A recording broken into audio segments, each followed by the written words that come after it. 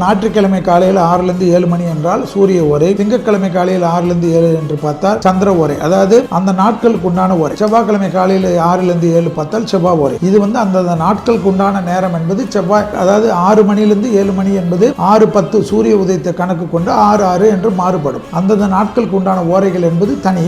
அது இல்லாமல் இந்த பிரம்ம முகூர்த்த தீபம் என்பதுதான் மிக மிக விசேஷமான அமைப்பாக காணப்படுகிறது. இந்த பிரம்ம முகூர்த்தம் என்பது நிறைய விஷயங்களில் நிறைய கான்ட்ரவர்சிகள் இருந்தாலும் 3 மணியிலிருந்து 5 மணி என்பதை ஞாபகத்தில் வைத்துக் கொள்ளுங்கள். அதில் குறிப்பாக 4 மணி 4:30 மணிக்குள்ளாக அந்த தீபத்தை ஏற்றுவது விசேஷமான பலன் அனுகூலத்தை நிச்சயமாக உங்கள் வாழ்க்கையில் பெறலாம். ஒரு மண்டலம் பிரம்ம முகூர்த்தம் தீபம் ஏற்றுவர்களுக்கு அவர்கள் நினைத்த காரியமெல்லாம் கைகூடும் என்பது எந்த காரியமாக இருக்கட்டும், வேலையாக இருக்கட்டும், அதாவது மற்ற விஷயங்கள் உத்தியோகமாக இருக்கட்டும், வீடு வாங்குவது, கடன் அடைவது, மற்ற விஷயங்களுக்கெல்லாம் இந்த பிரம்ம முகூர்த்தம் பெரிய அளவுக்கு ஏற்படும். இன்னும் சிறப்பாக சிலருக்கு இந்த டிப்ரெஷன் போன்ற பாதிப்பு இருப்பவர்கள் எல்லாம் இந்த பிரம்ம முகூர்த்தத்தில் தீபம் ஏற்றி கொண்டு வர அதே சமயம் உங்களுடைய குலதெய்வ மந்திரத்தையோ உங்களுக்கு இஷ்டமான தெய்வ மந்திரத்தையோ தெரிந்த மந்திரங்கள், அதாவது இந்த ஓசைகள் தெரியாமல் குழப்பாமல் தமிழில் மந்திரம் தெரிந்தால், இல்லை என்றால் பெரிய அளவுக்கு புலமை பெற்றோர்கள் கூறக்கூடிய அந்த மந்திரத்தை கேட்டுவிட்டு அப்படியே முழித்து கொண்டு இருக்கணும் என்ற அவசியம் இல்லை. அந்த பிரம்ம முகூர்த்தத்தில் தீபம் ஏற்றி உங்களுக்கு தூக்கம் வந்தாலும் போய் படுத்துக்கொள்ளலாம்.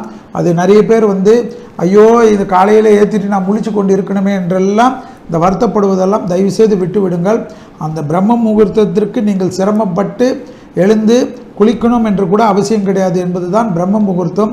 அதாவது நம்மளுடைய அத்தனை தேவர்களும் அத்தனை முன்னோர்களும் பெரியவர்களும் அத்தனை பேருடைய தெய்வங்களுடைய ஆசீர்வாதமெல்லாம் கிடைக்கக்கூடிய நேரம்தான் பிரம்ம முகூர்த்தம். அதனால தான் நம்மளுடைய ஞானிகள் முன்னோர்கள் எல்லாம் இந்த பிரம்ம முகூர்த்தத்துக்கு அவ்வளோ முக்கியத்துவம் கொடுக்கிறார்கள். கை கால் முகம் கழுவிட்டு தீபம் ஏற்றினாலே போதும், உங்களுக்கு பல விதத்தில் பல கஷ்டங்கள் எல்லாம் நீங்கி அனுகூலத்தையும் சந்தோஷத்தையும் ஏற்படுத்தக்கூடிய அந்த தீபத்தினுடைய அமைப்பில் பிரம்ம முகூர்த்தம் மிக முக்கியம். சார், அதே மாதிரி இப்போ வீட்டில் யாராவது ஒருத்தங்க அன்ஃபார்ச்சுனேட்லி தவறிட்டாங்க அப்படின்னா இந்த தீபம் ஏற்றுற கான்செப்ட்ங்கிறது எவ்வளவு இம்பார்ட்டண்ட்டாக கடைபிடிக்கணும், அண்ட் என்ன மாதிரி செய்கிறாங்க சார்? அதாவது எல்லாருக்கும் 27 நட்சத்திரங்கள் நம்மதில் இருக்குது. அந்த 27 நட்சத்திரங்களில் நிறைய விஷயங்கள் பார்க்கணும். தனிஷ்டா பஞ்சமின்னு நம்ம பஞ்சாங்கத்தில் இருக்கும். எல்லாரும் பஞ்சாங்கம் வீட்டில் வச்சுருந்தாங்கன்னா அந்த தனிஷ்டா பஞ்சமி இல்லை என்றால் கூகுள்லே தேடினாலே கிடைக்கும். அதாவது அவர்கள் இறந்த அந்த நட்சத்திரத்துக்கு பார்க்க வேண்டும்.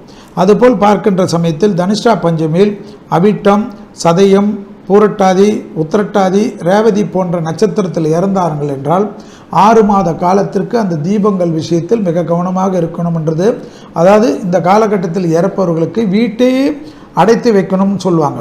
ஆனால் அது கிடையாது. பூஜை புனஸ்காரங்களை சிறிது நிறுத்திட்டு அந்த 6 மாத காலத்தில் நல்லெண்ணெய் தீபம் வீட்டை அடைத்து வைக்கிறதெல்லாம் இந்த காலகட்டத்தில் முடியாது.